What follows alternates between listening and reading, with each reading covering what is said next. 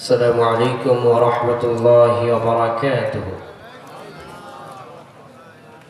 প্রাণপ্রিয় নীলফামারীবাসী, আপনারা সবাই কেমন আছেন?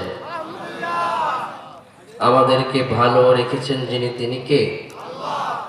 আল্লাহর জন্য একযোগে পড়ি আলহামদুলিল্লাহ। আমি আলোচনা শুরু করার আগে আপনাদেরকে একটি সুসংবাদ দিতে চাই, যেটি ১৫০০ বছর আগেই প্রিয় নবী আপনাদের উদ্দেশ্যে দিয়ে গিয়েছেন।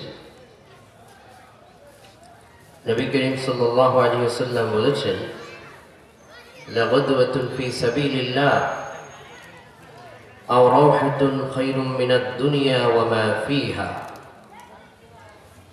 আমার ওই উম্মতদেরকে বলে দাও, যারা দ্বীনের জন্য, ইসলামের আলোচনা শোনার জন্য বসে থাকে, তাদেরকে বলে দাও,